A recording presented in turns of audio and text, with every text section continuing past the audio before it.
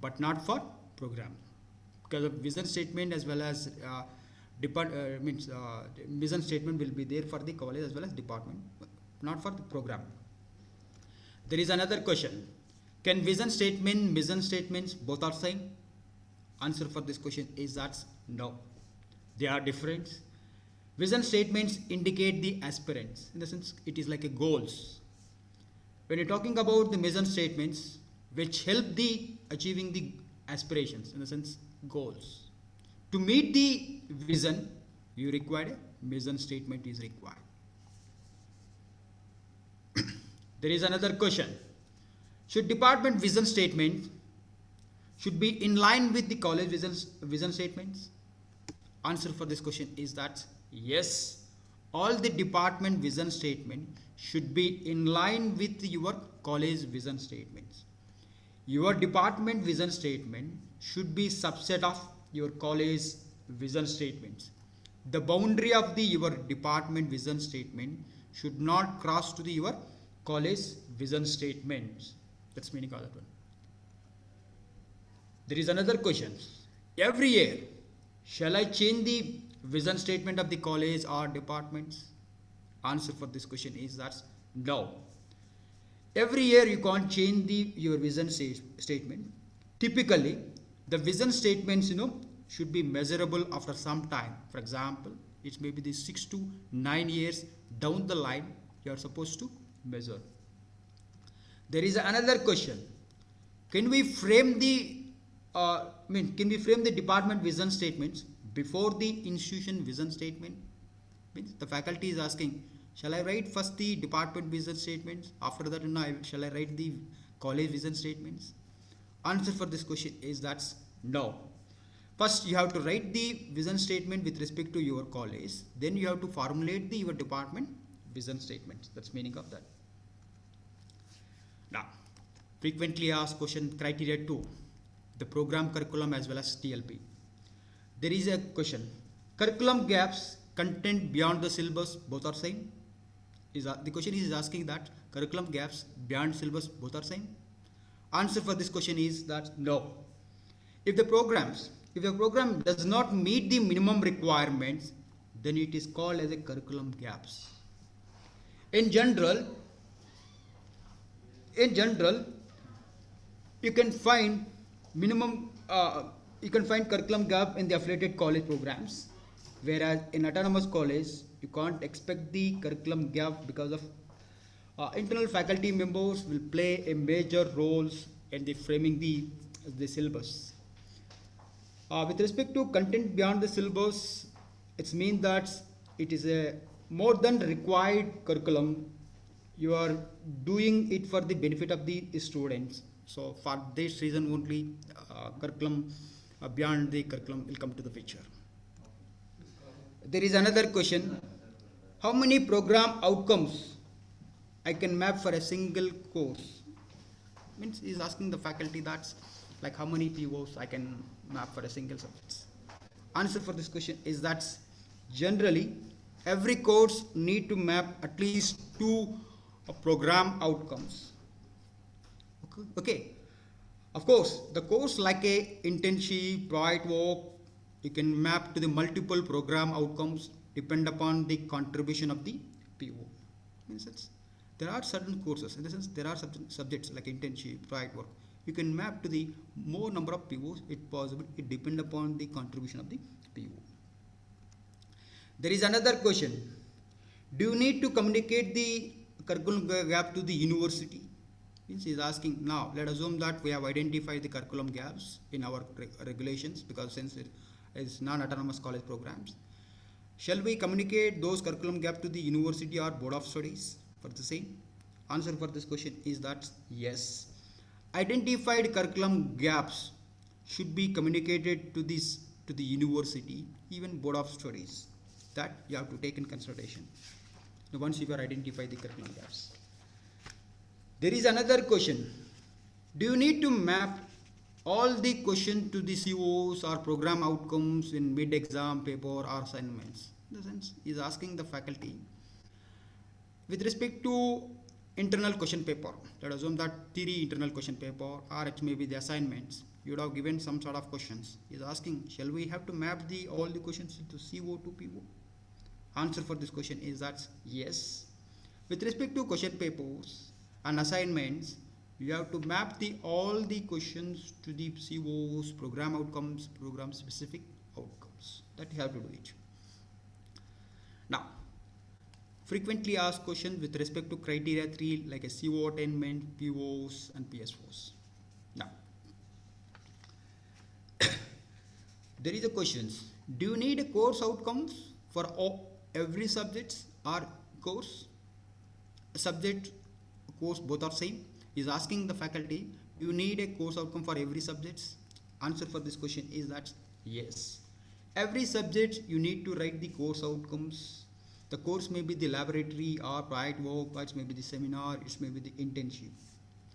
If it is a part of the curriculum, then you are supposed to write the course outcomes, whatever the subjects may be.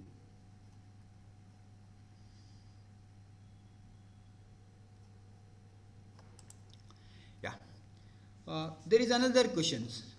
How many COs have to write for my subjects? For example, I am handling 3 subject called DBMS. Let us assume that. For which, how many course outcomes I have to write it? That is the question. Answer for this question is that okay.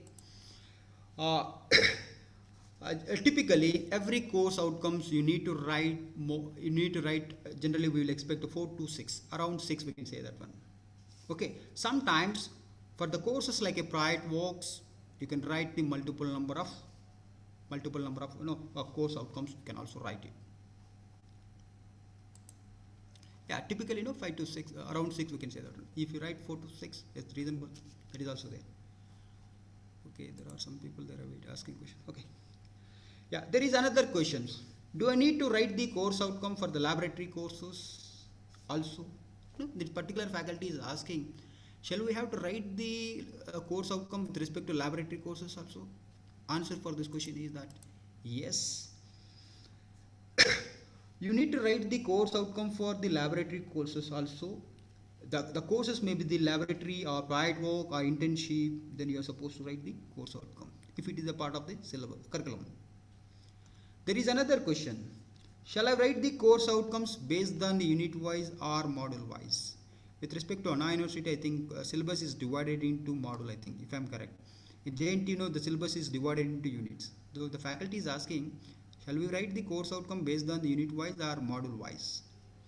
Answer for this question is that it is not advisable for you people to write the course outcome based on the unit wise or it may be the module wise.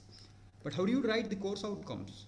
You have to write the course outcome by considering the entire syllabus. In the sense, whenever you are writing the COs, you see the entire syllabus. Okay, and you should also see the TLP, in the sense teaching learning process. Even you should also see the what are the assessment tools. I am using the mid exam. I am also using assignment, quiz.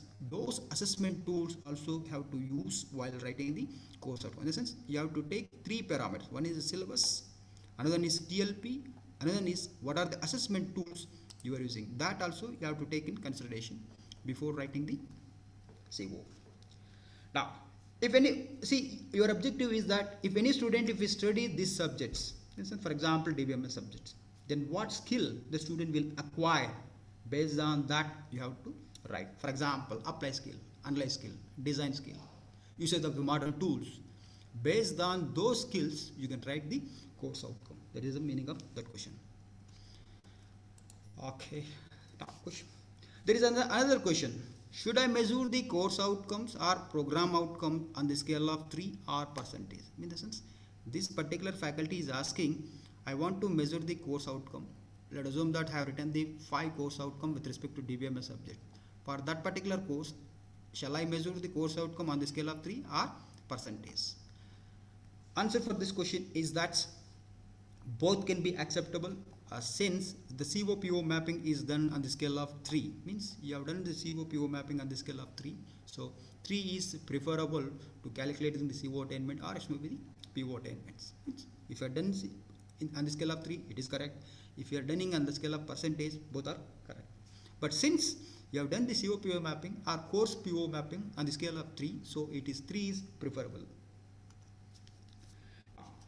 Now I am talking about the criteria 4 of frequently questions. Student performance. What do you mean the sanction intake of the program? Answer for this question is that the sanction intake of the programs, like because of AICTE will give sanction intake of any particular programs, like it's maybe the 60 or 120, 180. When I go as an MBA evaluator, several institutions they will do mistakes. They will also add the lateral entry student into sanction intake. For example, let us assume that your AICTE sanction intake is 60. But those people, what they will do, they will also add 10% of the student also here. In the sense, 60 plus 10, how much? It is 72. So they will climb 722 as a sanction intake. No, that is not correct. See, you have to see your AICTE approval letter for the entering the number of students are there, sanction intake like this. So that is called N value. So lateral entry quota, in the sense through diploma quota, it comes under N2. That's meaning other. So before filling this N value, you see the AICTE approval letter. Okay. There is another question. What do you mean the success rate without backlog in any semester or any year? The meaning of this question is that in a particular batch, how many number of students are registered or enrolled, and how many number of students are passed without any backlog. In the sense, how many number of students are passed, means passed in the sense got the degree without having any backlog. In the sense, students should not fail any subject throughout the 4 years of the program. That's meaning called this one. So this comes under criteria 4.21. There is another question. What do you mean the success rate with backlog in the stipulated period of time? The meaning of this question is that in a batch, how many number of students have registered and how many number of students have passed within the stipulated period of time. In the sense, here you are supposed to keep the list of the students who got the degree within the 4 years. Those students may be fail or some without fail also, but they got the degree within the 4 years. Sometimes some student having a backlog, but they will clear all the subjects and they will get the degree within the 4 years. This comes under criteria 4.2 of SAR. Now, frequently asked question on the criteria 5, like a faculty information. There is a questions. What is the SFR value we have to keep? Either 1:15, 1:20, 1:25. When I say that 15, it means one faculty 15 students, one faculty 20, one faculty 25 students. Which one we have to maintain? Answer for this question is that regarding the here I want to say one more thing here. Don't mix the MBA rules with AICTE rules. AICTE, while calculating the SFR value, AICTE talks about the program level. When it comes to MBA, talks about the department level. In order to get the 3 years of MBA accreditations with respect to UG programs, average SFR of the 3 years should be below 25 with respect to department. In order to get the 6 years of accreditation from MBA with respect to that particular programs, the average SFR value of the 3 years should be below 25. In that case, you will get the 6 years accreditations. This is the one of the condition. Now, there is another question. Whom to be considered as a faculty members while calculating the SFR? In the sense, now we want to calculate the SFR value in our department. Whom to be considered as a faculty member? That is a question. Answer for this question is that the faculty member who joined on or before August of the same year, and the particular faculty should be continued till April of the subsequent year. For example, you take the assessment year 2018-19. In the sense that particular faculty he has to join on or before August 31st, means September 1st before.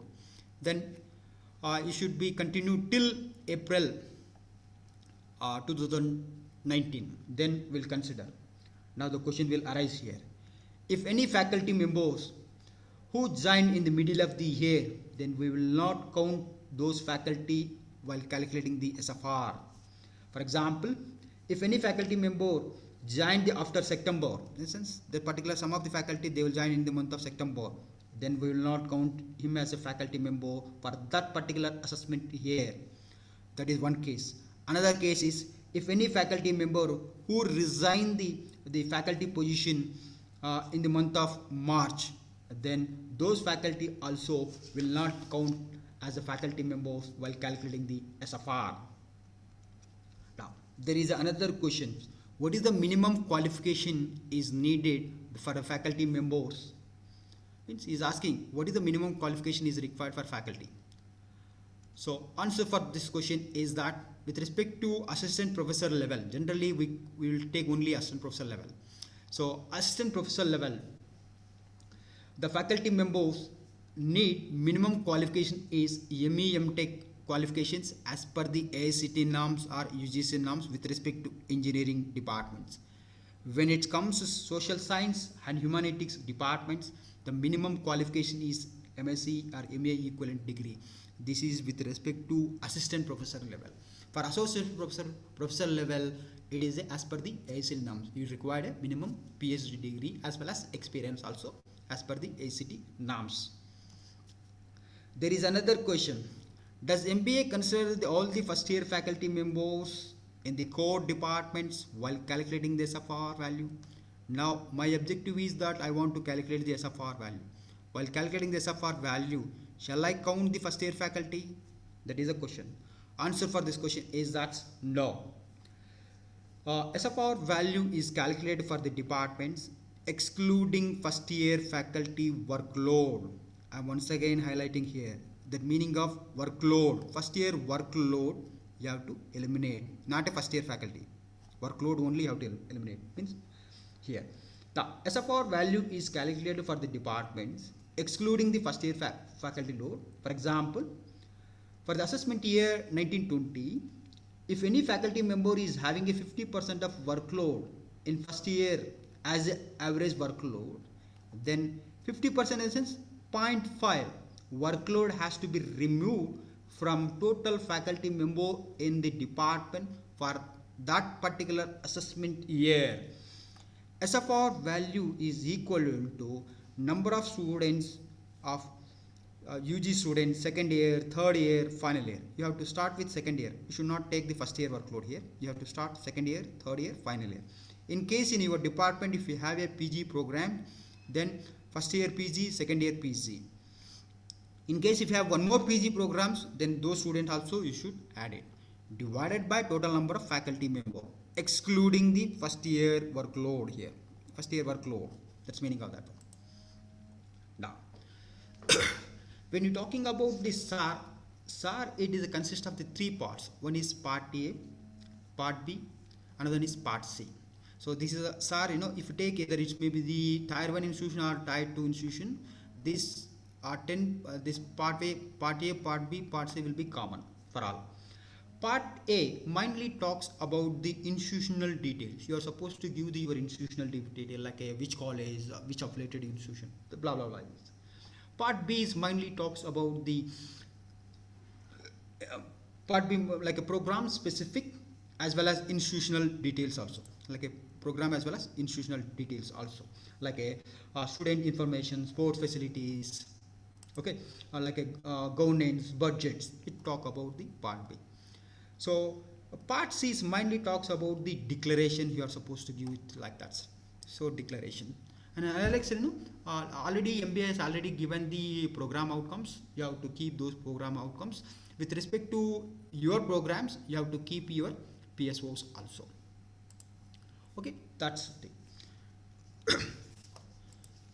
okay. Now, in SAR, self-assessment reports, the total marks are 1000 marks. If you take here, the total mark is 1000 marks here, irrespective of the programs, whether it may be the computer science or mechanical, ECE, electrical, whatever the programs may be, irrespective of the college, whether it is your college, autonomous college or affiliated college, but total marks is same.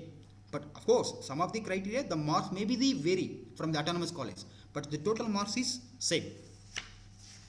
Now, with respect to here, I want to say here, as a evaluator, means as a evaluator, the guy who come to the evaluation for the your programs, criteria 1 to criteria 7 will be evaluated by the evaluators, because this evaluator will evaluate these 780 marks total. Criteria 1 to criteria 7, there are 780 marks. Criteria 8, 9, 10 we evaluated by the chairman, the guy who is coming that day as a visiting chairman. He will evaluate it 220 marks. So as a evaluator 780, so total marks is 1000. Now criteria. Criteria 1 talks about the vision, mission statements as well as POs. Okay, it carries these 60 marks here. Now section 1.1 talk about the state, the vision, mission of the department as well as institutions. So it carry the 5 marks. Here you are supposed to keep your vision statements, mission statements as well as your institution vision statement, mission statements. Now, when you're talking about the vision statements, it indicate the aspirants, in the sense nothing but goals. For example, I want to become an IAS officer. It is my goal. Every institution, every department will have a certain goal. Here, I am providing the Google company vision statements. Yes. So beautifully this guy has written as a Google statement, you see here. Now, when you're talking about the mission statements, the mission statement which help to achieve your goals, in the sense to meet your visions, what are the things you need to do, that is called mission statements. Here I am providing the Google company mission statements, because of how do you achieve this one, by using this, that's meaning other. Now here one more thing here, whenever your vision statement, mission statements, see now, in the sense whenever you write the vision statement, mission statements, those vision statements should be written very simple languages. In the sense, the vision statement, mission statement should be written simple languages, so that everyone will understand what you have written. Sometimes when you went for MBA evaluator, the vision statement, the guy who has written, he himself don't know what is written. In the sense, don't use hi-fi language. You can use a simple language, so that everyone will understood what you have written, like that. Now there are two type of stakeholders here. One is the internal stakeholders, another one is external stakeholders. Internal stakeholders, for example, like a faculty member, current students will come to the internal stakeholders. External stakeholders, like a passed out students, employers, funding agency, etc. will come here. Outside people will say that one. Now the stakeholder should be aware about your vision statements as well as mission statements as well as institution statements. That should be there. At least internal stakeholder must be aware of the statements. Now section 1.2 talks about the state the program education objective, in the sense PO we will call it, carry the 5 marks.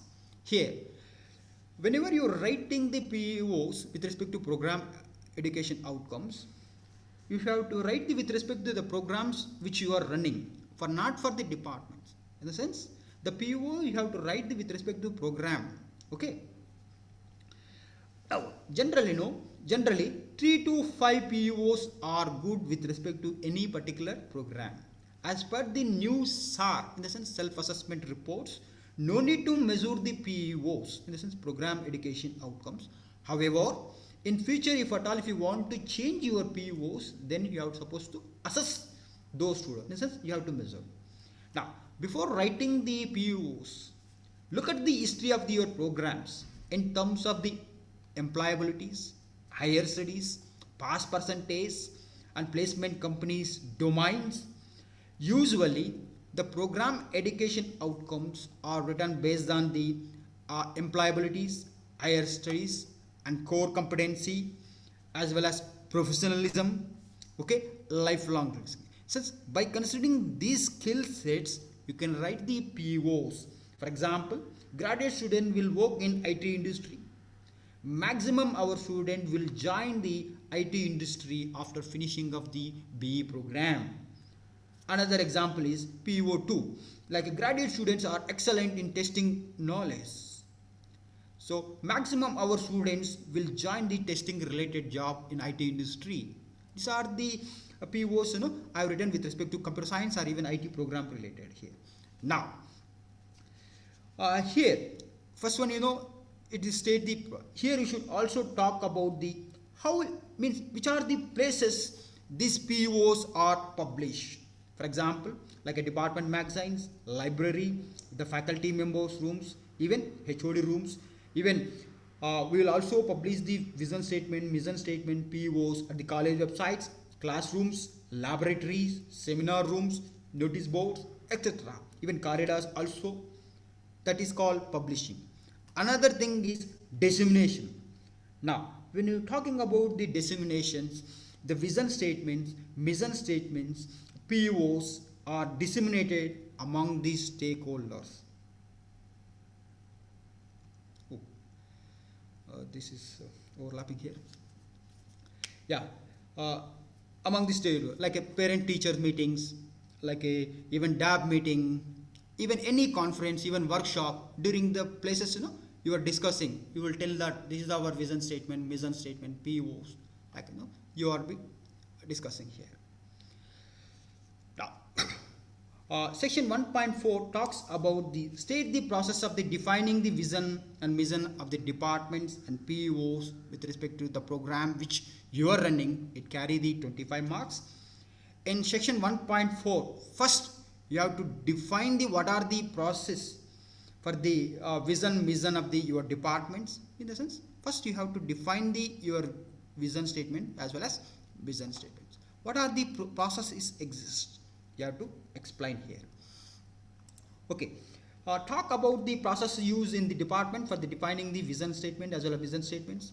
Are you conducting any meetings with help of the stakeholders? If you done, then you can highlight those things here. And what are the committees approval is required? What are the committees approval is required in order to define the vision statement, mission statements? What are the things is there in your department? You can explain here. That is called vision mission statements. Now second one is define the process for the POs also. This is the vision statement, mission statement. Now you should also talk about the PO. PO instead of here you remove the vision mission, you just put PO. That's all. And same thing here also. What is the process used in the departments in order to define the POs, PSO statements? Are you conducting any meeting with the help of the stakeholders? If it is done, you just explain those things here. And what are the committees approval is required for the POs, PSOs? Then you can also highlight that.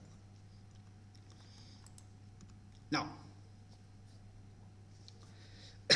section 1.5, we can say that talk about the establish the consistency of the POs with a mission of the departments. It carry the 15 marks here. In section 1.5 talks about the every department will have a mission statement. This is called mission statements. Yes, every department will have a mission statement. Every programs will have a POs, means program education outcome you have. For example, here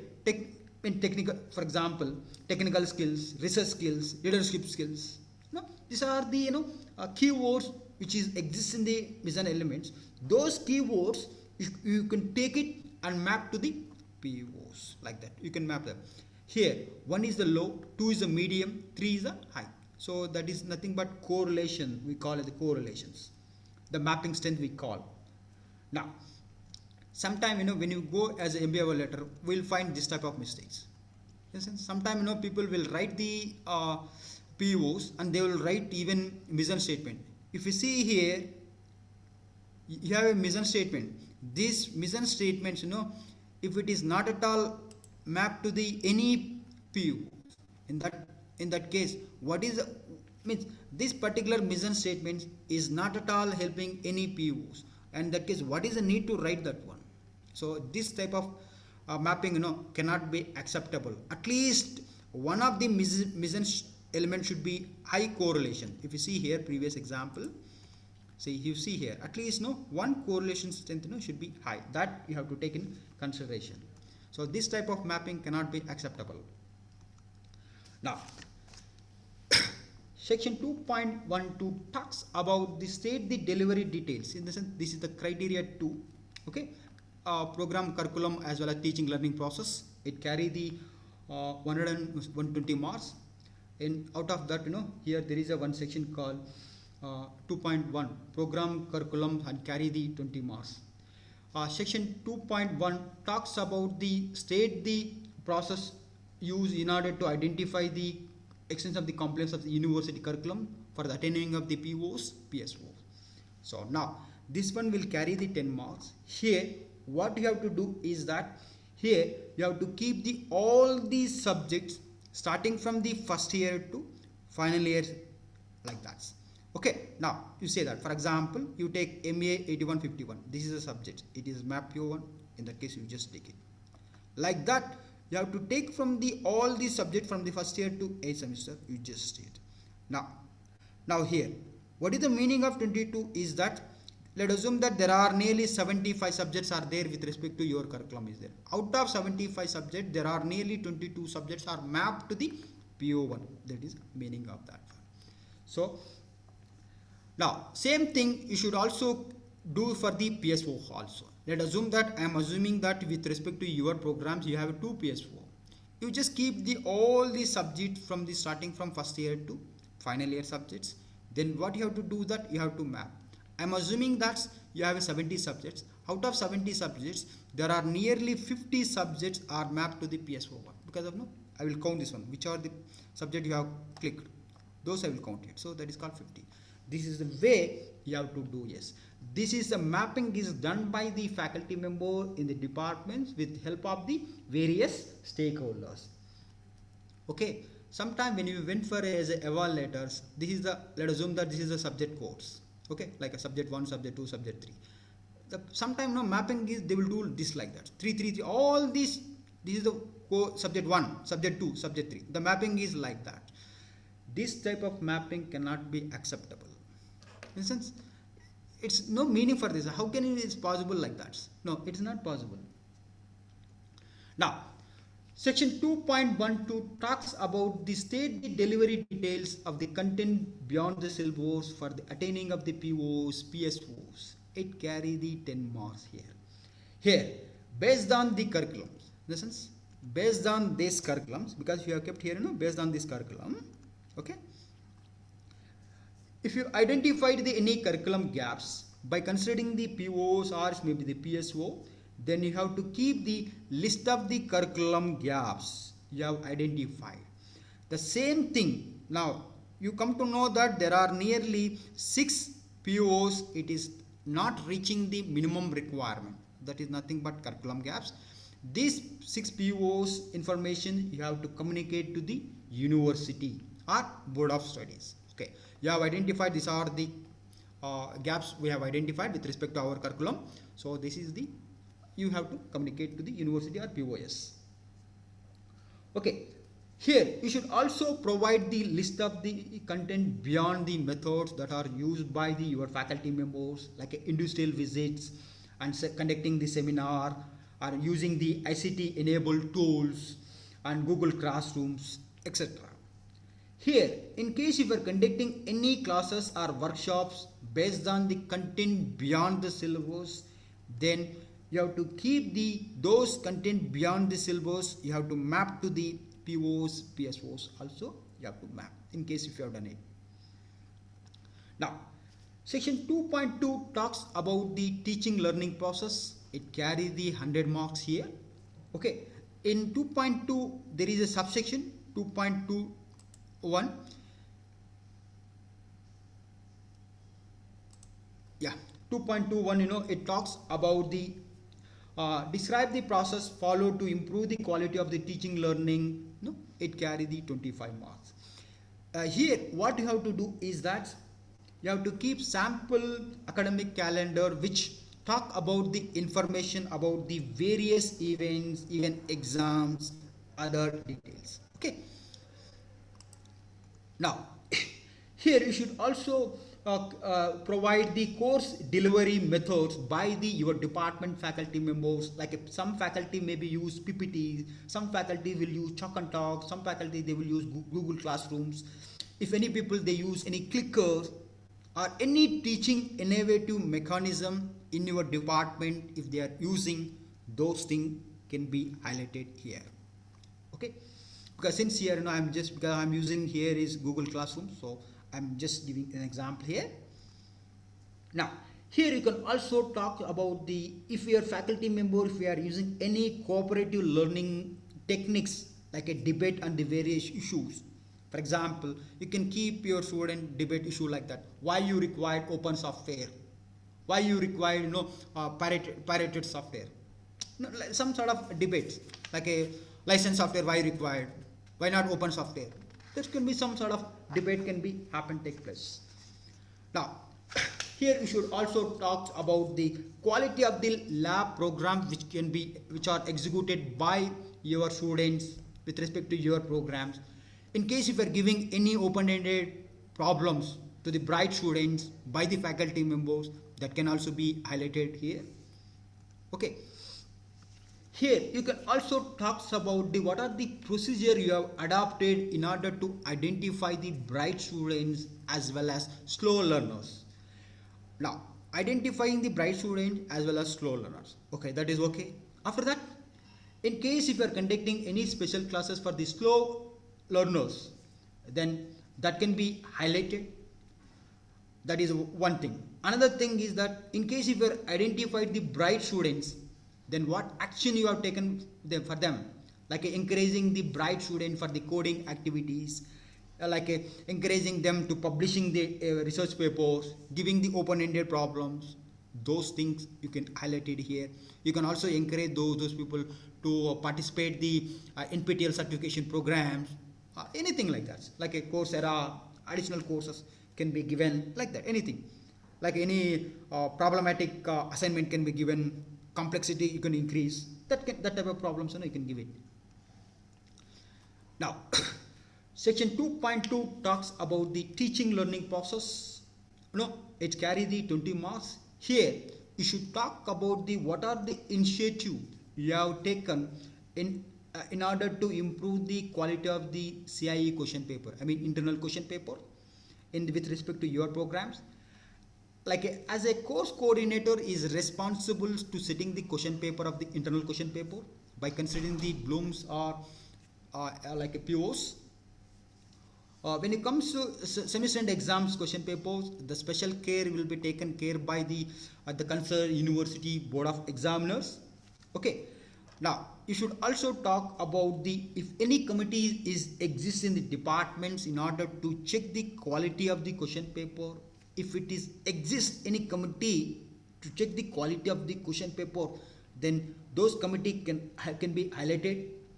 And you can also talk about the how the implementation process on the test, that can also be highlighted. Generally the internal test will be conducted twice or thrice as per the university norms. You should also talk about the university exams once in a semester, like a semester and exams. In case if any student if get the less marks, then are you giving any one more test? In that case you should also highlight those things also. Here you have to keep sample CIE question papers and all the questions you have to allocate the marks, and you should also map to the COs, POs, then you can do it. This is one sample. You say that this is our question pattern is like that, and this is where all the questions are mapped to the COs, POs, then you explain them in details. You take one question paper which you feel comfortable. Now here we should also talk about the what are the procedure adapted by the department towards the particular programs in order to improve the CIE question papers as well as SCE, and how the evaluation will take place with respect to your departments, like a CIE internal. And you should also talk about the how the allocating the marks to the students based on the exam, seminar, project works. Any tools are you using, like a tool in the sense here is exam, assignments, overall exam, how many marks you are allocating for an assignment, how many number of marks you are allocating for test, those information you can explain here.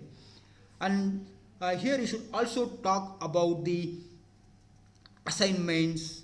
You should also talk about the evaluation process which you are following. In case if you are using any rubrics to allocate the marks, those things also can be highlighted here. Now section 2.3 talks about the quality of the student projects. It carry the 25 marks here. Generally, there are different type of the student projects, like some of the student project may be the application based projects, some of the student may be the project like a product based, and some of the student project related to research based, like that. You can divide the student project into number of types. Here you should also talk about the how the problem identification is taken place, in the sense whether the problem is given by the faculty member, whether the problem is chosen by the students, or both. In sense, the meaning of this is that you have to encourage the innovation.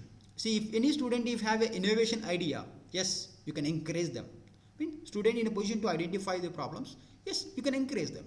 That is it. In case the student is unable to identify the problems, then the faculty member has to be involved and then identify the problems. He has to give that one. That's it.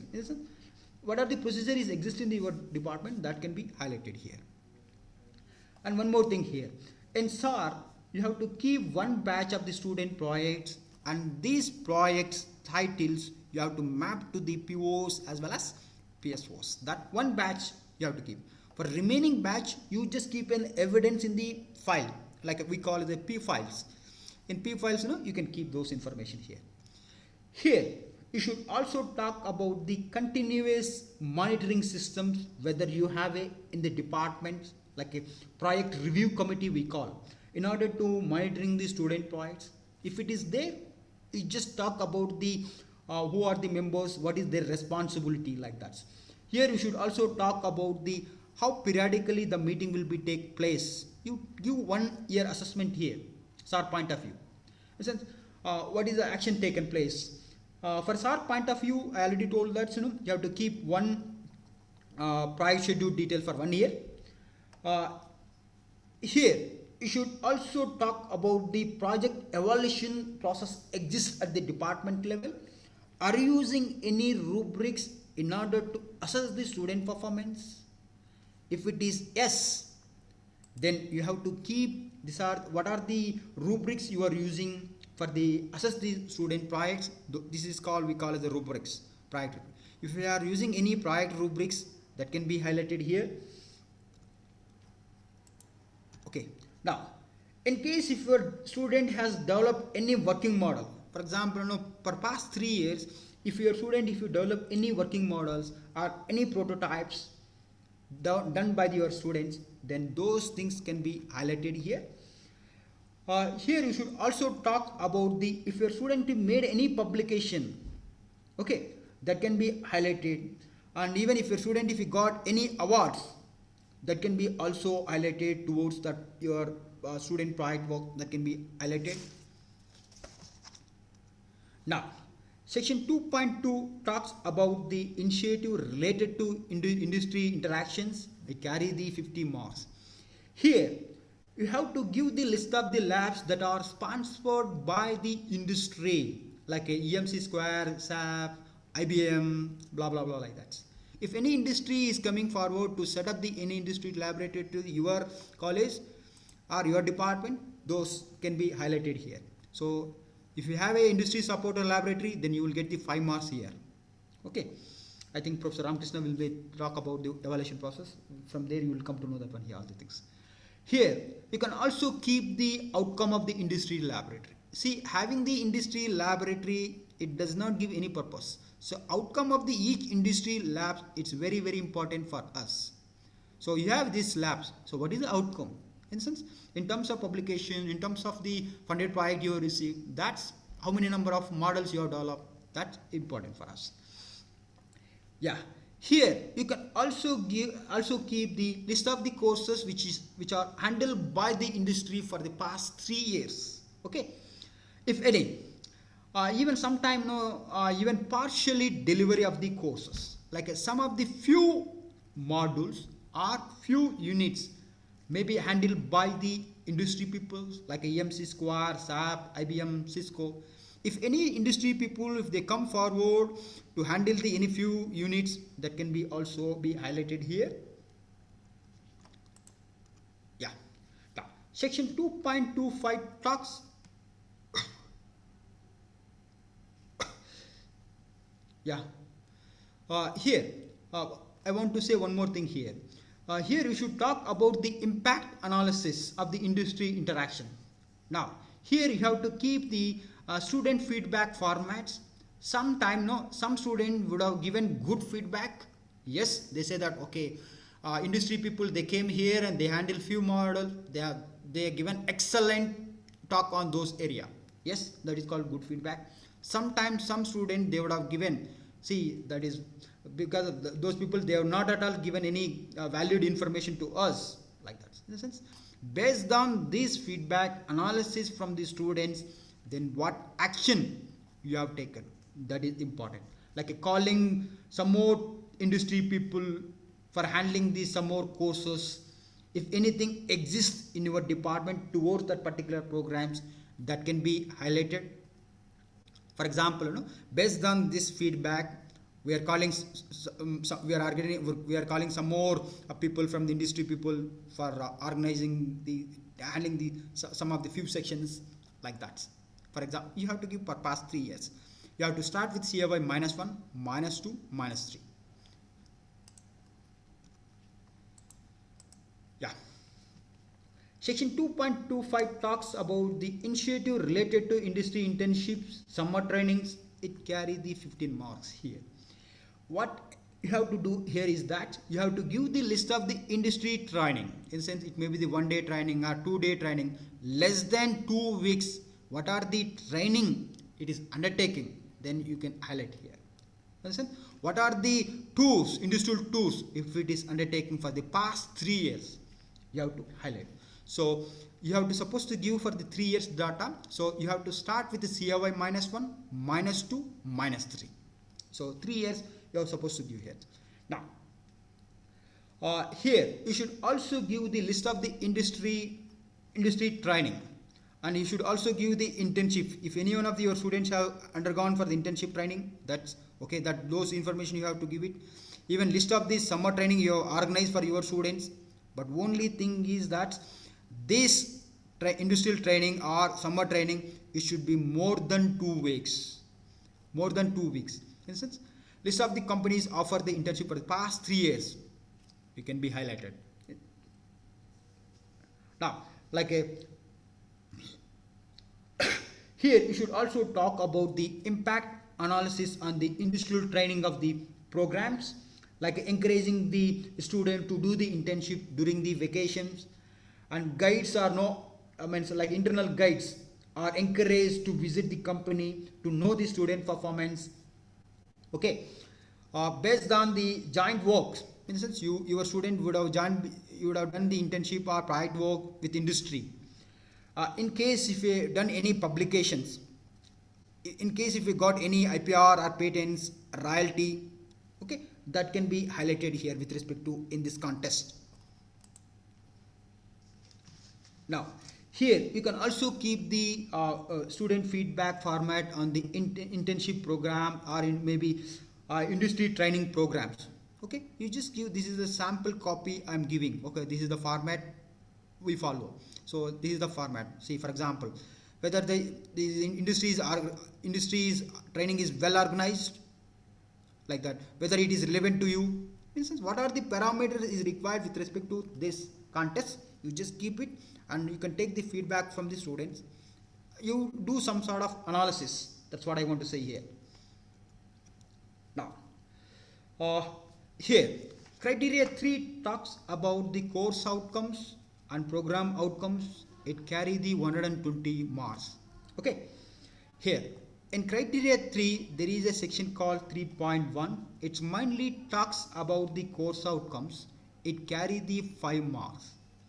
So here, what you have to do is that you have to select the one subject from the each semester. Whatever the subject you have selected from the each semester, you are supposed to write that particular subject for the CO. Now, here you have to keep the 6 subject starting from the third semester to final year semesters. Here, what MBA says that number of course outcomes is expected around 6. For example, on each subject you can write the around 6 course outcomes. However, you can also prepare the course outcome for all subjects, and it should be available during the MBA visit as a evidence. Of course, for SAR point of view, you just write the 6 subject course outcomes.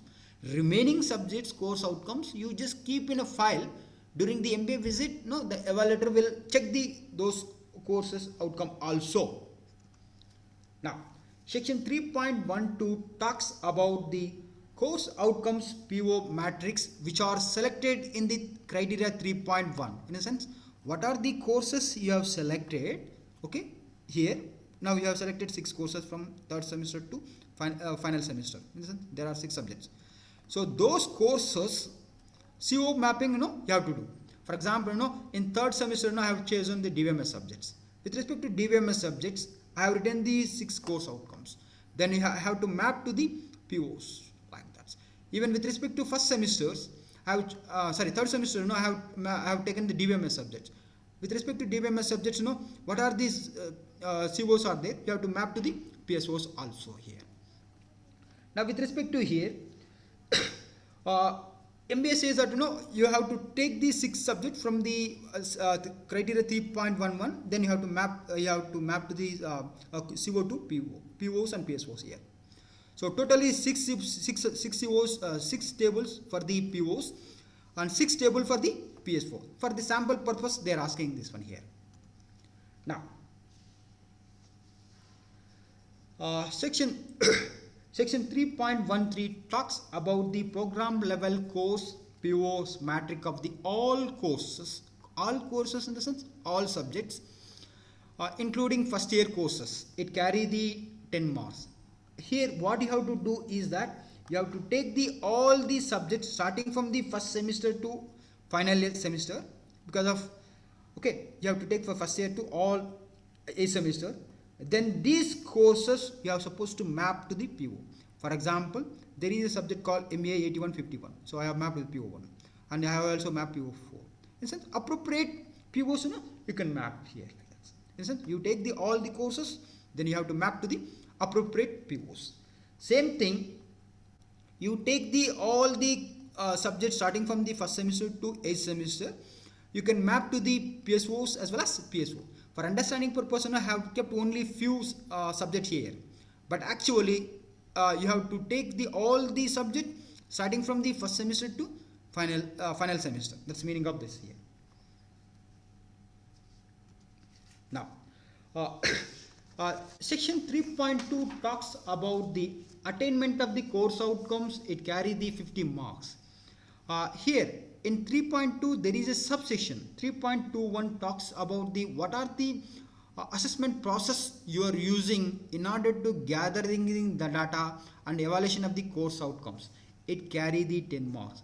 Here you have supposed to talk about the CIE. In the sense, CIE is nothing but internal question papers as well as semester end exam pattern.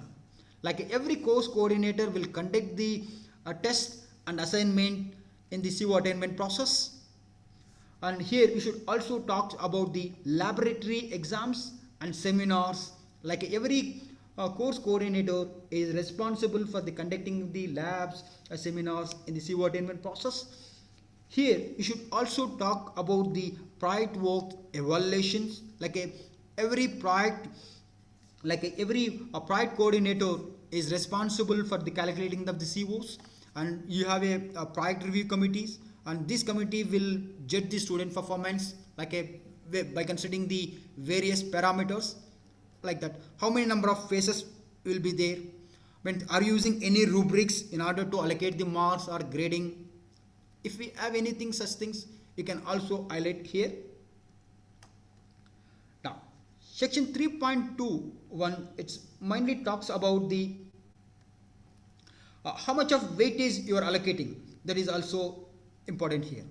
Now, here you should talk about the direct assessment tools like a CIE as well as SCE. Now, you should also talk about the indirect assessment tools like a course and survey if you are conducting anything here. Here you should talk about the what are the weightage you are giving with respect to direct assessment tool, indirect assessment tools. Now, see, with respect to here CIE, in the sense internals, CIE, I am allocated 30%. For the semester end exams, I mean university, I am allocated 70%. So this weightage you have to follow your university guidelines. For understanding purpose, I have just kept this number here. Whatever the procedure you are following, you just say that one. So 70 plus 30, how much? It is 100%. So 100% you have to scale down to 80 because of I am taking 80% weightage for the direct assessment. Indirect assessment tool weightage I am giving 20%. At the end of the semester, let us assume that I am handling, there is a subject called DBMS. In DBMS subjects, I can take the course and survey. I can give the weightage for the 20%. That's meaning of that one. Now, every faculty member has to keep the target level for all the CO with respect to his subjects. Now, for example, you see that these are the direct assessment tools. Probably you may be having this one. These are the say that this may be the CIE or it may be the university. When you say that indirect assessment tools like a course and survey. Now here you can say that these are the weightages. You can say that how frequently you are collecting the data. Generally, in order to measure the course outcomes at the end of the semester, we will take consideration of the either it may be the CIE or SCE we will use in order to calculate the CO attainment value. For the indirect assessment also, at the end of the semester, the concerned faculty member will take the course and survey in order to measure the CO. If it is 5 COs, then you have to measure the 5 COs. That's meaning of that one. Now, section 3.2 talks about the records of the attainment of the course outcome of all the courses. Course in the sense subjects with respect to set the attainment level, and it carry the 40 marks here. Okay.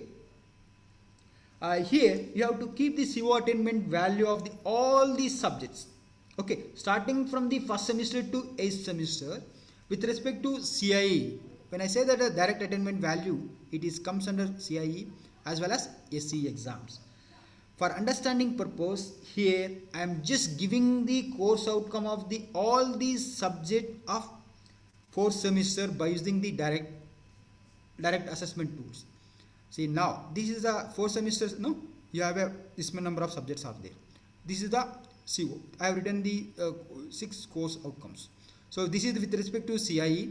This is the attainment value with respect to CIE. This is the attainment value with respect to SCE with respect to these courses. So like that, this is the attainment value.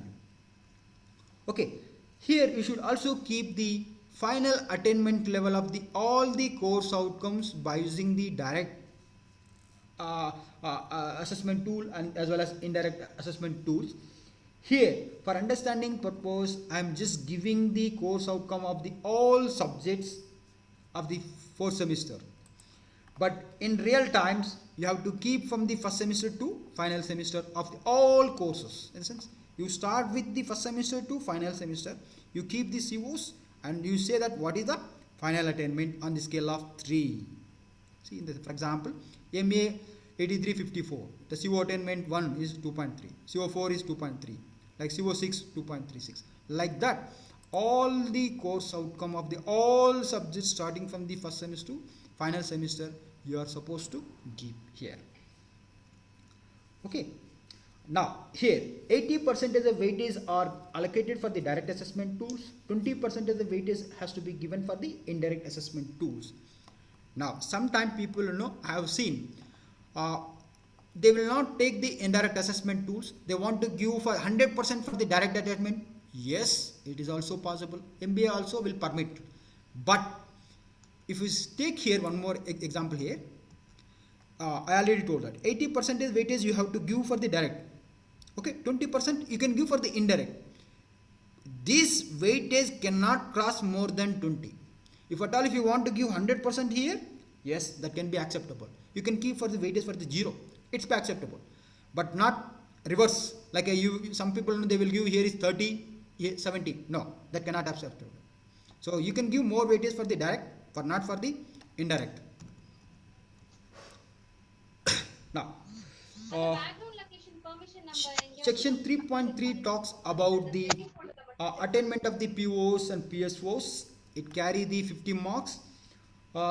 Here in criteria 3.3 there is a subsection 3.31. It mainly talks about the what are the assessment tool and what are the process you are using in order to measure the POs and PSOs. It carry the 10 marks.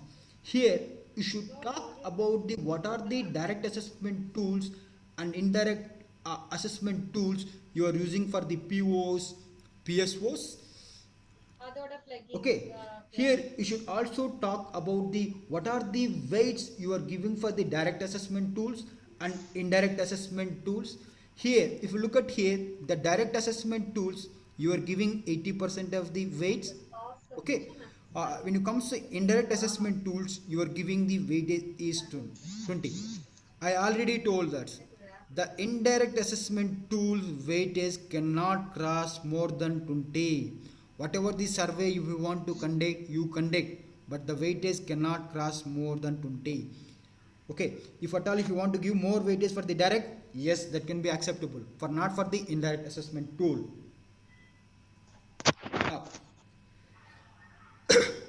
Now, section 3.32 talks about the result of the evaluation of the each POs and PSOs. It carry the 40 marks. Here, every faculty should submit the PO attainment values of with respect to each subject toward the program coordinator. Okay, the program coordinator has to keep the all PO attainment value starting from the first semester to final semester. For example, you take the all first year subjects, you can take all the second year, like the all final year. Now you take this value from the subject who's handled that one. At the end of the semester, he has to calculate the CO attainment value as well as PO attainment value. That is called direct attainment value. Okay, for example, you take the PO1. I already told that there are nearly 22 subjects are mapped to the PO. In sense, now you do this sum of the all 22 subjects PO1 attainment. When you do this, I am assuming that you are getting 63. So 66 divided by 22, how much? It is a 3. In the sense, the PO1 attainment is 3. Like that, all the POs you have to do. This is called direct assessment tool.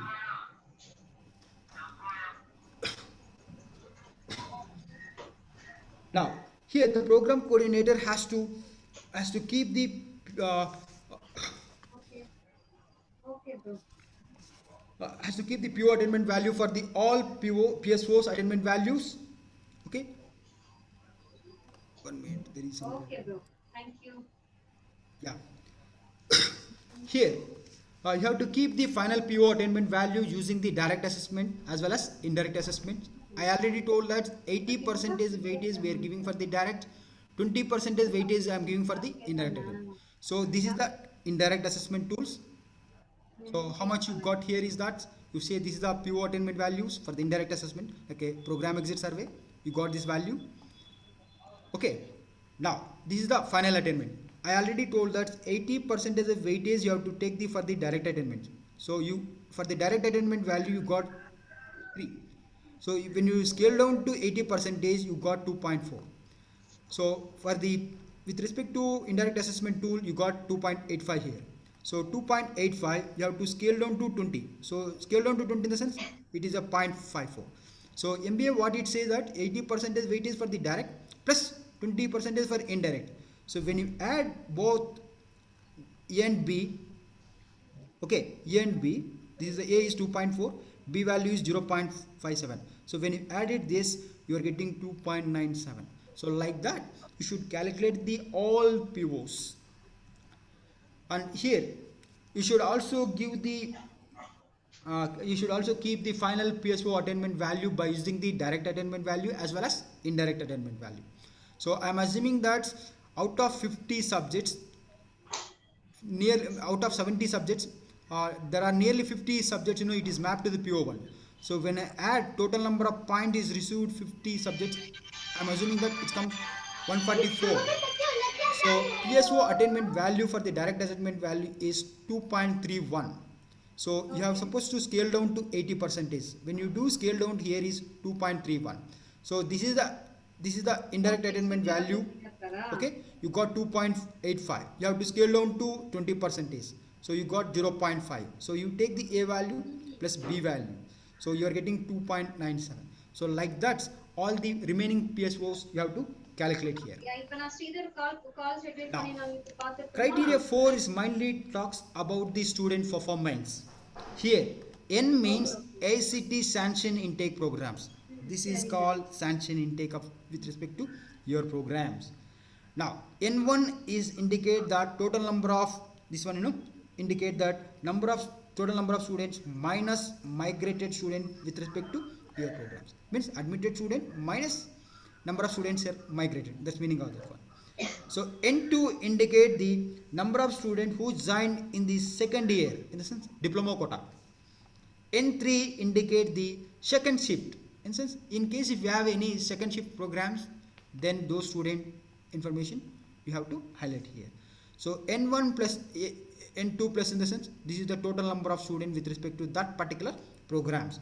You are supposed to give the 7 years here, because while filling the online SAR, you have supposed to give 7 years details, student details. Now, section 4.1 talks about the enrollment ratio. It carries the 20 marks here. Now, 50% of the seats should be filled. Average of 3 years starting from the CFY -1, -2, -3. As per the new guidelines of the MBA, if at all if you want to get the 3 years of accreditation or pre-qualifier, 50% of the seat has to be filled, which including the later entry. In sense, 50% of the seat has to be filled, average of 3 years. That's meaning of that one. Now, in case if you want to get the 6 years of accreditations, 75% of average of 3 years seats has to be filled. That's meaning of that one. Now, section 4.2 talks about the success rate in the stipulated period of times. It carry the 40 marks here.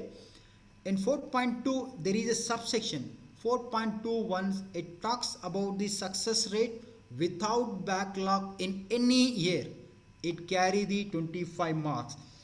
Here, how many number of students are passed? Means how many number of students are passed the degree without having any backlog. In the sense, for example, you take in the year of 2000 LYC, in the sense last year graduation, how many number of students are there? Here is 144, which including the first year students as well as second year students. So how many students are there? 144. Out of 144 students, there are nearly 100 students, they passed the degree without having any backlog. That's meaning of that. Okay. Here you are supposed to keep the 3 batch student data starting with LYZ. This is LYZ, LYZ -1, LYZ -2. You have to give 3 years data here. Now, section 4.2 talks about the success rate backlog in the stipulated period of time. It carries the 15 marks. Now, okay, here in a batch, how many number of students are enrolled and how many number of students have passed within this stipulated period of time, I mean 4 years. Here you should provide the list of the students who got the degree with backlog or without backlog. It doesn't matter for us, but only thing is that we want to know the count, how many number of students got the degree within the 4 years. For example, you take, there is a student called Rani. She has failed in second semester, but she got the degree within the 4 years. That's the meaning of that. Here you are supposed to keep the 3 batch students starting from the LYZ, LYZ minus 1, LYZ minus 2. In the sense, if you see here, this is a 144 students. This is the first year performance students, second year, third year, final year. This is the means only that particular batch student performance I want to know. In the sense, out of 144 students, there are nearly 121 students. They got the, they got the degree within 4 years. The probably they may fail, but they got the degree within 4 years. That's meaning of that one. Now, section 4.3 talks about the academic performance in third years. It carries the 15 marks. Here, you have to keep the third year student performance of the academic performance, means we call as API. Now, here you are supposed to give the 5th semester as well as 6th semester combined result performance. You have to supposed to here. You are supposed to keep the 3 years, means MBA people, they want to know third year student performance for the past 3 years. COI minus 1, minus 2, minus 3. In the sense, the guy who in the year of 2019-20, those who belongs to third year, and 2018-19, those who belongs to third year, in the year of 2017-18, those who belongs to third year, those performance we want. I mean, MBA people, they want to analyze. Now the question will arise here. Here you are supposed to take the 5th semester as well as 6th semester, because he is asking third year performance. Okay. Now you take here with respect to here. Now if you take the master table in this SAR, it's nothing but this is the third year performance. Now you take the for the 17-18. So 17-18, okay, 2017-18. So how many number of students are appeared the exams? Means this is nothing but how input for the third year. In the sense, we'll say that this is the 5th semester. There are nearly 116 students. They're in third year. So this is input. Out of 116 students, out of 116 people, they move to the final year. That's meaning of that. This is the input. So here you take here. There are nearly 120 students. They appeared for the third year, but they successfully moved to the final year. In the sense, passed. Third year passed. 121. Now you have to take the average CGP for the 160 students here with respect to here. Here with respect to here, 121 students. Like that. Okay. Like that you have to take for the 3 years. Now, section 4.4 talks about the academic performance in the second years. It carries the 15 marks. Here you have to keep the second year performance of the API, academic performance. Like a 4th semester, 5th semester student performance you have to keep here. You are supposed to keep the 3 years data starting from the CFY minus 1, minus 2, minus 3. In the sense, second year, third year. Now, if you take the master table of the criteria 4, master table income criteria 4, there is a table called here like that. Like a 4 point, there is a 4 point criteria is there. This is the thing. This is nothing but second year performance here. Out of 121 students, okay, how many number of is successful is moved? In the sense, out of 121 students, there are nearly 120 students, they pass. Second year they pass. In the sense, they move to the third year. That's meaning of that one. This is with respect to 18-19. When you comes to if you take other batch, like for example, if you take the 17-18, out of 116 students, this is input. Out of 116 students, all 160 students, they passed to the third year. In sense, 100% is here. Just meaning of that one. So like that you have to give for the second year, third year performance. Yeah. Section 4.5 talks about the placements, higher studies and entrepreneurs. It carries the 40 marks. Here, you are supposed to keep the list of the student who got the job, whether it may be the off campus or on campus. Those details you are supposed to give here. Okay. Now, let us assume that here I want to say one more thing here. Okay, okay, but I will show here. Here I will show that. Now you take here. In final year, there are nearly 120 students are there. Out of 120 students, 80 students they got the job, in sense placement. Whether it's maybe the off campus or on campus, or some student they may get the job, government job also.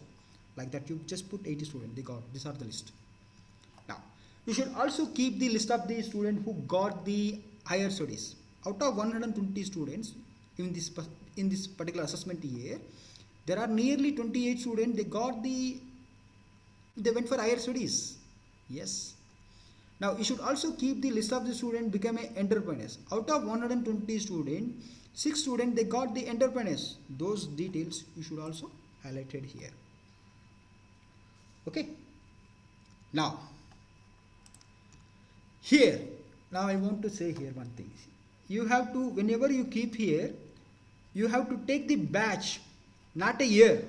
See, out of 144 students, successfully how many number of students have gone? 121. Now while submitting the SAR in the online portal, you have the system automatically it will take those value. In the sense, some of the year back student the system will not take. So here you have to give for the year wise students. So out of 121 students in that particular assessment here, 80 students they got the higher, they got the job. Out of 121 students they got the 28 people they went for higher studies. Out of 121 they were 6 students they went for the they become entrepreneurs. That's meaning of this. Now 4.6 talks about the professional activities and carry the 20 marks. Here 4.61 talks about the professional societies and chapters which exist in the departments and organizing the events, it carries the 5 marks. Here you have supposed to keep the list of the professional chapters or society exists in the departments like IEEE, IET, CSI, blah blah blah for the past 3 years starting with CFY -1. Okay, in case if you are attended any event through the professional societies like IEEE, CSI or IET, anything for the past 3 years, those events you are supposed to highlight here. You have to give 3 years data here. What are the events you have organized? Now 4.62 talks about the publication of the technical magazines, newsletters, it carries the 5 marks. Here you have to keep the list of the students, those who are involved in the technical magazines as may the newsletters, and what are the roles of those students for the past 3 years starting with CFY -1. For example, in the year of 1920 there is a magazine called Protocols. Who is the faculty editor? Which are the students are involved? How many number of issues? Whether it is hard copy or soft copy, those things can be highlighted here. I'm just giving the one of the example is there is a magazine called TMW. That's I'm just giving a glimpse here for understanding purpose. Now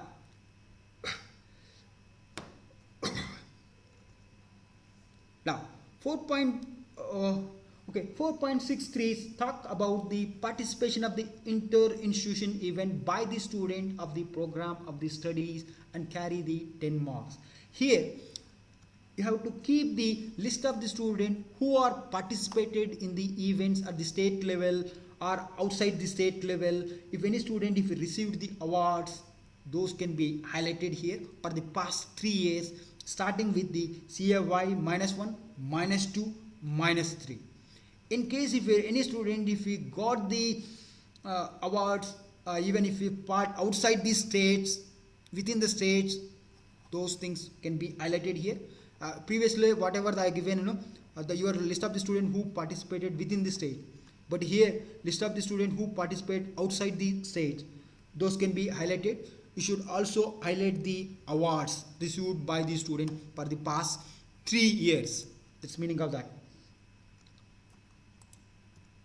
Now this is the final criteria. Criteria 5. Criteria 5, it's one of the major criteria, I can say that one. These criteria, if you get less marks, then gone case. In this criteria, if at all if you want to get accreditations, minimum 80 marks is required out of 200, 40%. Whether it is autonomous, non-autonomous, minimum 40 marks is required. here you have to keep the all the faculty members in the departments, okay, for the past 3 years, starting with CAY minus 1 and minus 2, means 3 years data you have to give. Now uh, like name of the faculty, what is the degree, what is the university got the degree, IS year of the higher degree when you got, what is the association. In the sense, sometime if you have any joint appointments, then you have to highlight here. Generally which there are some colleges they have a joint appointment. If that case, you have to give joint appointment. Otherwise, you just put your college name here. What is your designations? In case you are promoted in a higher post, like initially you may be joined as an associate professor. After some time, if you are promoted as a professor, those can be highlighted here. Date of joining, which department you belongs to, what is your specializations. With respect to CAY, how many number of publication you made. You have supposed to give the 3 years table. So each assessment year, you have to keep the how many number of publication you made, and each assessment year, how many number of student you are grading. In case these 3 years, if you are getting any degree, then those can be highlighted here. In case if any faculty if we resign in the middle of the year, then you have to specify the date also here. And you should also talk about whether your appointment is regular or contractual appointments, that can be highlighted here. Now 5.1, it mainly talks about the student faculty ratio, we call as a SFR. It carry the 20 marks here. Now here you have to keep the all UG students, second year, third year, final year students.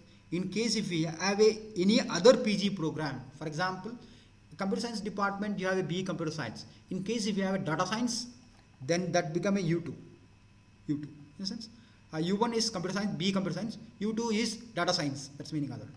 So in case if in your department if you have a PG programs, then you have to keep the first year student as well as second year student for the past 3 years. I am assuming here COY is 2021, COY minus 1 is 1920, COY minus 2 is 1819. Now, how I got this value, I'll just give one small example here. Okay. Now, here you have to keep the list of the faculty members excluding the first year teacher workload. Once again, I'm telling here, excluding first year teacher workload, not a teacher's workload. Now, how do you got this value? I'm just explaining here. Now, here you are supposed to keep the average of SFR value for all the 3 years. When you do the average of SFR value, I'm getting 14.4. How I'm getting this value? If you see here, you'll come to know that one. Now, I already told that as per the MBA norms, you are supposed to give 3 years student faculty ratio. Now, you have to start with the second year, third year, final year. Second year, in the year of 2019, those belongs to 19th batch. So what is their sanction intake? 18th batch, they belongs to third year. What is the sanction intake? 17th batch, those belongs to final year, 120. Now, this will be fixed. Okay. Now the question will arise. How do you got this value? In a sense, this nothing but later entry students. Your sanction intake is 120, but you have any diploma quota. If you are admitted any diploma quota, I mean later entry, then you have to keep those number here. If you are not admitted any student, then you can keep 0. If you are admitted 24, I am assuming that I am admitted 24, then I have to keep 24. So when you do add it, here is 360, here is 72. 360 plus 72, how much? It is a 432. So in the sense, now I am assuming that with respect to UG programs, you have a 432.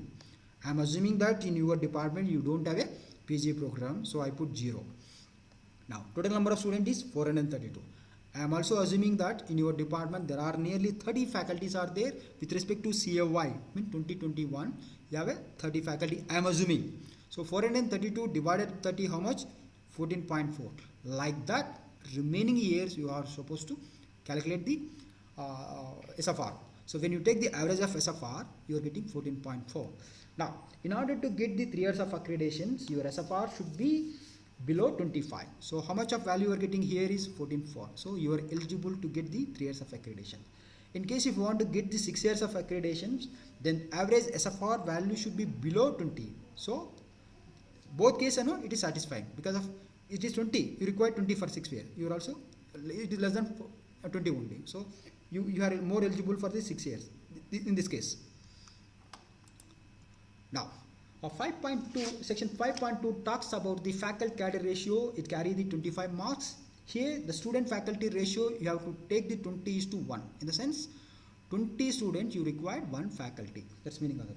Here you are supposed to give the 3 years data. COI, CO minus 1, COI minus 2. Now there is a formula MBA is already given. You take the any year, you have to follow F1, F2, F3. F1 is nothing but professor, associate professor, and F3 is assistant professor, like that. Now there is a formula 1 by divided by number of required faculty. When I say that number of faculty in the sense required faculty, by considering the 1:20. For associate professors 2 by 9 multiplied into number of required faculty. Assistant professors 6 by 9 number of required faculty. For example, let us assume that previous example, how many number of students are there in your department? 432. So required faculty is that 432 divided by 20, how much? Required faculty is for you 21.5. So you apply this formula 1 by 9 multiplied into 21.5. So you are getting 2.5. Required professor is 2.4. I am assuming that all the 3 years, here with respect to here 432, all 3 years. So required faculty will be same, professor also will be same. Now I am assuming that in your department you have 4 professors are there for the past 3 years. Now associate professors, you have to multiply into 2 because 2 by 9, so required faculty is 21 point. So 21.5 multiplied into 2 divided by 9, it is 4.8 required for. I am assuming that in your department, you have associate professor is like that. For assistant professor also like that. You apply this formula, you will get easily. Now, in order to get the 3 years of accreditation here, you need at least one professor is required for the COI, COI minus 1. That is one case. Sometime getting professor it's not possible. Some program. In that case, even if you have an associate professor, one associate professor for COI, COI minus 1 also can be considered. Now, in order to get the 6 years of accreditations, you require at least 2 professors are required. At least 2 professors for the COI, COI minus 1. Sometimes getting the professors, 2 professors is very difficult for some department. In that case, at least 1 professor and 1 associate professor is required for the COI, COI minus 1. In that second case. Now, 5.3 talk about the faculty qualifications and carry the 25 marks here.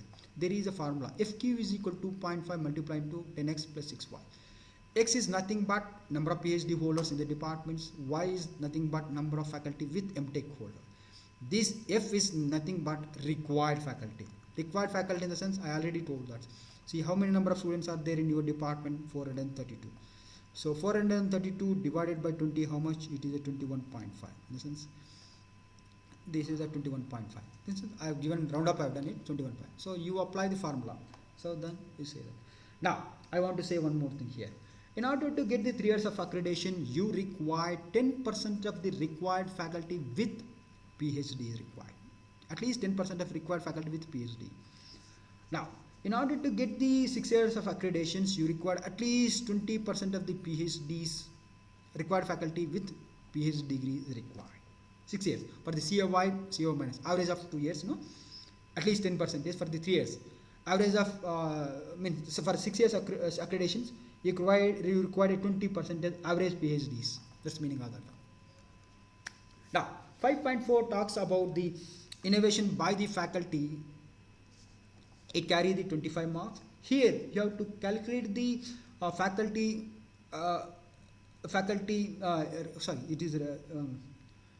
retention ratio by considering the COI minus 1 as a base year. So what you have to do is that you have to take the master tables. Okay, there is a field called date of joining. If you see here, there is a field called, here is the date of joining. By considering this field, by considering this field of the faculty list, Okay, you have to calculate the faculty retention ratio for all the faculty members. For let us assume that in the year of 9 you have to take the CFY minus 2 as a base year. This is you have to take the that year. So how many number of faculties are there? Like that you have to calculate that one by considering the master table date of join field. Now section 5.5 talks about the innovation by the faculty member in teaching learning. It's carry the 20 marks. Here you are supposed to keep the teaching innovation work done by your department faculty members, that can be highlighted here. In teaching innovation work must be available on the college websites. Yes, these are the hyperlinks. You're supposed to give the in your college website or like a department section. Teaching innovation works, this whatever the teaching innovation works you are using, that has to be peer reviewed by others, because once if you keep this information on the college website, then only peer review it is possible. In a sense, whatever the teaching innovation you have done it, that has to be kept on the college website. Now 5.6 mainly talks about the faculty as a participation in the faculty development program, training activities, STP. It carry the 15 marks. Here, if any faculty participated 2 to 5 days FDP programs, then he will get the 3 points. If any faculty, if he participated more than 5 days in FDP programs, then he will get the 5 points. Maximum, and if any faculty can get the only 5 points.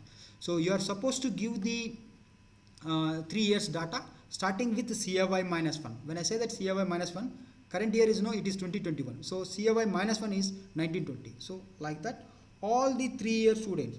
So with respect to 1920, these are the faculty, these are the point there is, you have to do sum and divided by required number of faculty.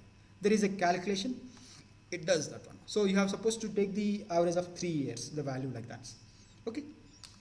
Now section 5.7 talks about the research and development, carry the 30 marks. 5.71 there is subsection, it talks about the academic research, it carry the 10 marks here. Here you are supposed to give the list of the publication books made by the department faculty member for the past 3 years starting with CFY minus 1. Okay, here you have to keep the list of the PhDs holder PhD student receive the PhD degree, and how many number of students are pursuing the PhD degree for the past 3 years starting with CFY minus 1, minus 2, minus 3. In the sense, you are supposed to give the 3 years, like you just give these like a summary details here. After that, you just give the 3 years of the publications like a citation, books, referred journals. Then you can give the how many number of students have received the PhD, how many number of students are pursuing PhD, details you can highlight.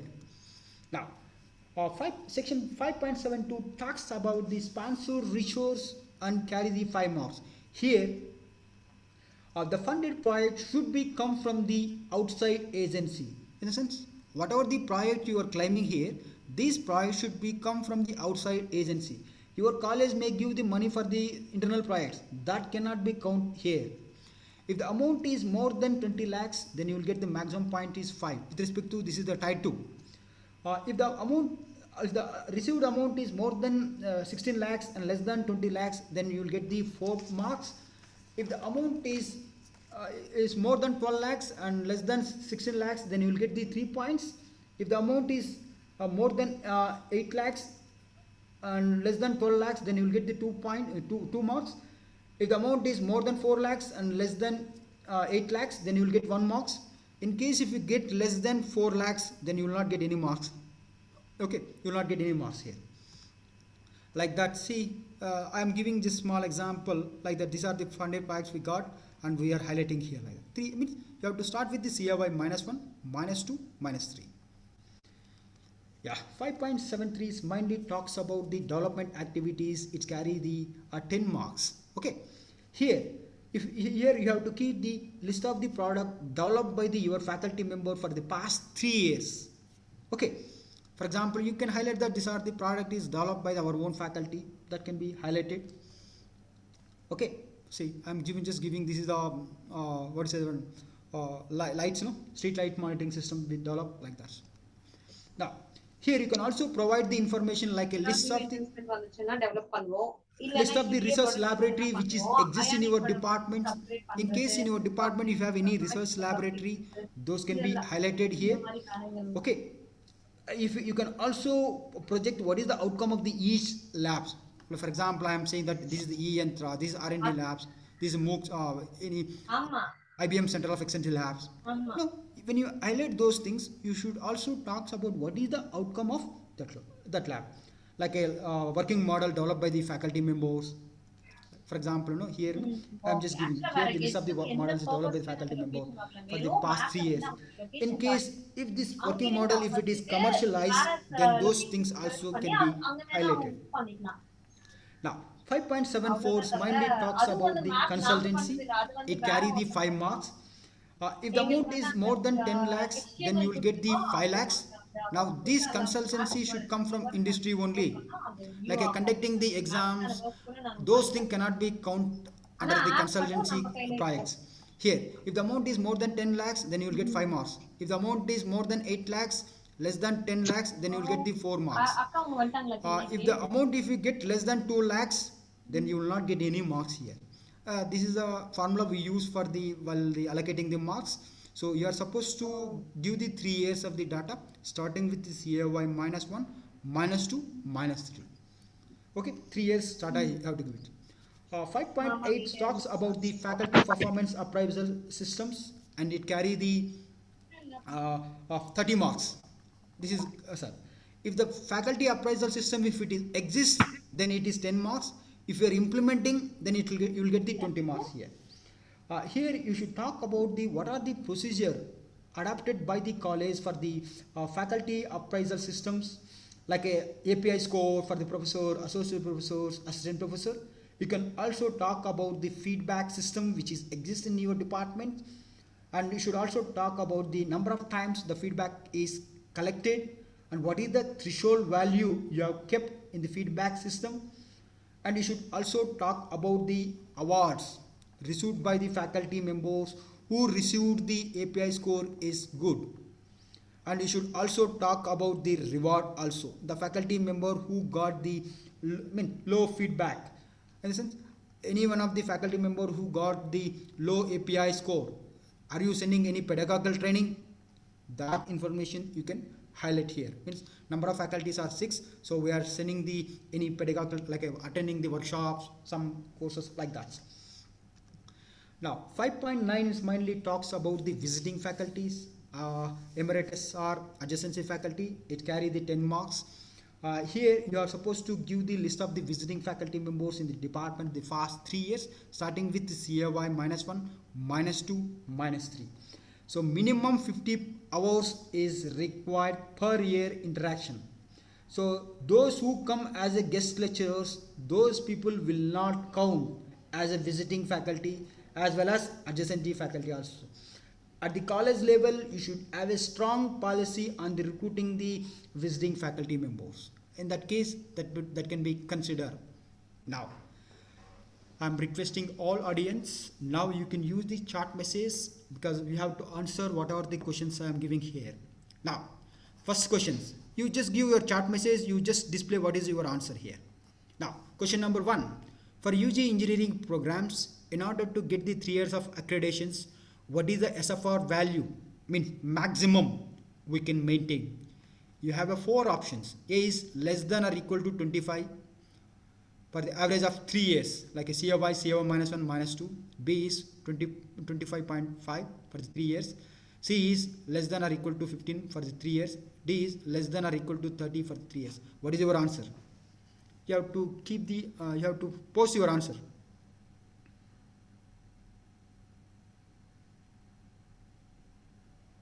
Yeah, I'm requesting all audience, you have to participate the questions.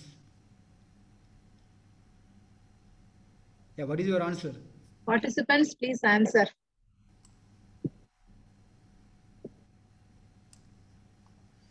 Yeah, in order to get the 3 years of accreditation, what is the SFR we have to maintain? That is the question.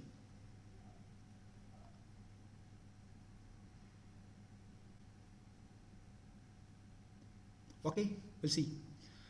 Your answer is if your answer is A, then it is correct. Generally, no, if you take here, uh, I already told that.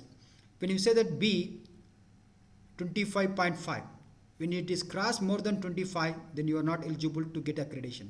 If at all, if you want to get the accreditations, your SFR average value should be below 25. If your answer is A, then it is correct. Now, question number 2. For UG engineering programs, in order to get the 6 years of accreditation, what is the SFR value we have to keep? I mean, maximum. You have 4 options. Whether it's correct or wrong, you just post your answer, no problem. Less than or equal to 25 for the 3 years, CAY, CAY minus 1, minus 2. B is less than or equal to 24.5 for the 3 years, average of 3 years. C is less than or equal to 20. C is less than or equal to 20.5. What is your answer? She is asking, in order to get the 6 year accreditation, what is the average SFR we have to maintain? That's the meaning of that one. Read clearly. So, answer for this question is that if your answer is C, then it's correct. I already told that. See, to getting the 3 years of accreditations, you require 25. In order to getting the 6 years of accreditations, the average of SFR value should be below 20. In essence, if your answer is C, then it is correct. And question number 3, under Tier 2 engineering programs, in order to get the 3 years of accreditation, how many minimum number of professors or associate professors is needed for the CAY, CAY minus 1? Sir, I have my humble request all the audience, you have to give the question number, because when you say that A, I don't know whether it is 3A or 2A. So you just keep your question number also. So question number 3, you have 4 options. A is no regular professor, no regular associate professor is required. B is 1 regular professor. C is 1 regular associate professor. D is both A and C. Okay. Yeah, if your answer is D, then it is correct. I already told that there are 2 cases here. With respect to your program, you can also have a 1 regular professor also you are eligible to get a 3 years accreditation. Sometimes getting associate professor is very difficult. In that scenario, even 1 regular associate professor is also sufficient for the CAY, CAY minus 1. These 2 years, 1 professor, 1 associate professor also sufficient. Okay, if your answer is 3D, then it's correct.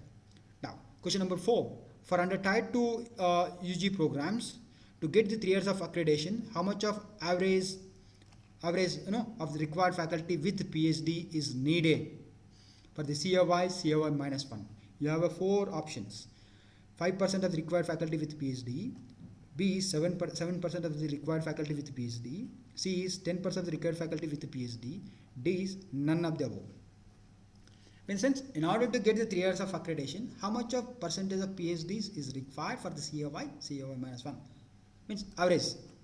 When you take the average of 2 years, how much of percentage that is meaning? Yeah. What is the answer? Okay. If your answer is 4C, then it is correct. What MBA says that in order to get the 3 years of accreditations, average 10% of the required faculty should be PhD holders needed for the CAY, CAY minus 1. In the sense, you take here, the required faculty is 21.6. So 10% in the sense, 2.16. So average of 2 years. In the sense, average at least you require 2.16. So means at least 2 PhD holders are required. Okay, that's meaning of that one. Now, in case if you want to get the 6 years of accreditations, then 30% is required here. In the sense, required faculty, when I say that in 30, then as usually generally 9%. In the sense, average of 3 years, 9 PhD. So with respect to here, 10% in the sense, yes, if your answer is 10% 4C, then it's correct. This is the 3 years of accreditation. This is the 6 years of accreditation.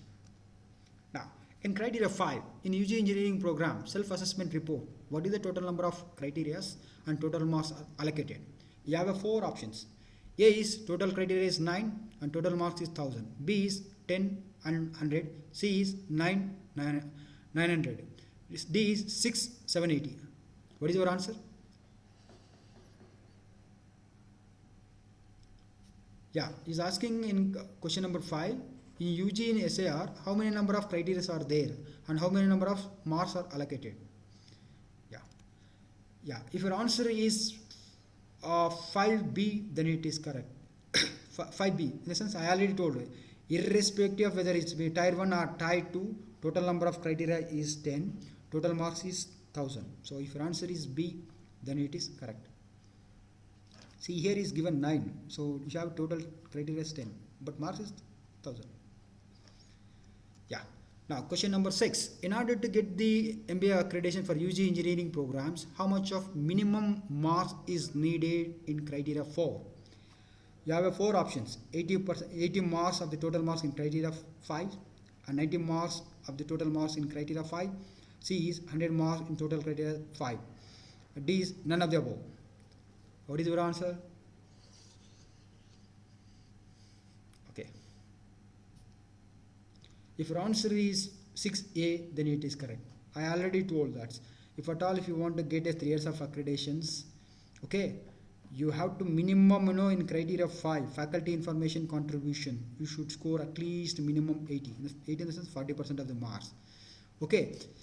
In this criteria, if you get 780, there is no grace mark concept here. You will not get the accreditation. Even though if you get more than 680 or 690, even 700 marks, then you will not get accreditation. This criteria you must get the minimum 80 marks. If your answer is 6A, then it is correct. Criteria 7, question number 7. Find the average of SFR value for the past 3 years by using this table. Now, you tell me what is your average SFR value, because I want to know what is the SFR value. The average SFR value is 21.6, B is 21.28, C is 17.0, D is 18.02. What is your answer?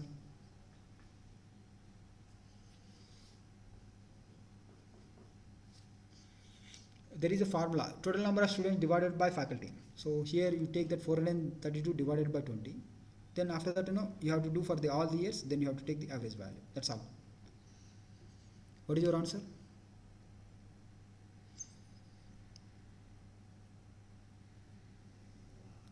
Yeah, we'll see. If your answer is 7D, then it's correct. Okay, that's okay. Small mistakes. Yeah, because of now, when you do here is that 18.02 is coming here. If your answer is 7D, then it's correct. Now, question number 8. Let's assume that in your department there are 430 students are there. Assume that you don't have a PG program. Find the required number of faculties. You have 4 options. Required faculties are 17.28, B is 36, C is 21.6, D is 14.4. What is your answer?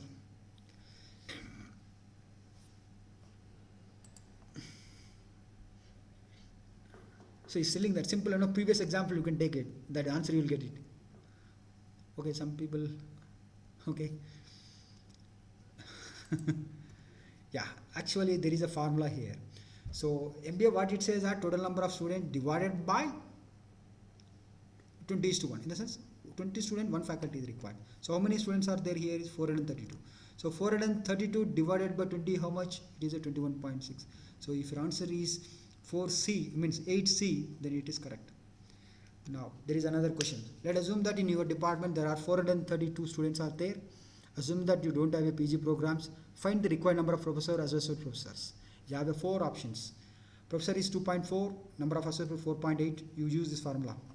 B is number of professor is 4.8 and associate professor is 2.4. C is 3.4 and 6.8. D is 6.8 and 3.4. What is your answer? There is a formula. So 432 already required faculty I have already given. So you just substitute 1 by 9 divided by required number of faculty. This is required faculty. Okay. So 1 by 9 to multiply to 21.6, that is professors. Associate professor is 2 by 9 multiplied to required faculties. This. So that is a associate professor. Yeah. If your answer is 9A, then it is correct. Okay. Yeah. Criteria 10. Under Tier 2 UG engineering programs, in order to get the 3 years of accreditation, how much of percentage of seats minimum have to be filled for the average of 3 years, including the later entry? You have 4 options. More than or equal to 50% of seats, average of the 3 years. B is more than 50% of seats, average of 3 years, COI -1, -2, -3. C is more than 50% of seats, 3 years, COI -2, -3, -4. D is none of the above. What is your answer?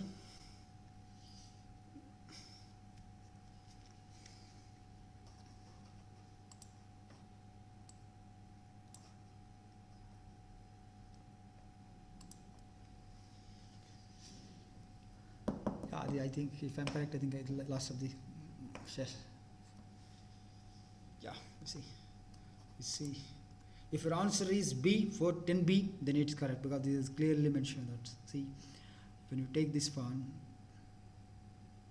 no, at least minimum, you have to take the CFY, CFY minus 1, minus 2. So if your answer is 10B, B, it is correct. Because of as per the new guidelines of the MBA, you have to start with the CFY minus 1, minus 2, minus 3. Previously, this is the one. But now, I think just 15 days back, they updated. If your answer is B, then it's correct. Yeah, question number 11. Under Type 2 UG engineering programs, in order to get the 6 years accreditations, how many minimum professors is required and associate professor is needed for the CFY, CFY minus 1? When he is asking how many number of minimum associate professor is required. You have option is A is 1 professor, B is 2 professors, C is 1 professor and 1 associate professor, D is both A and C. What is your answer? Yeah, your answer is, if your answer is D, then it's correct. If your answer is D, then it's correct. See, because there are two cases. You require 2 professors. Oh, there is some, because of I've done mistakes here. So this is the condition.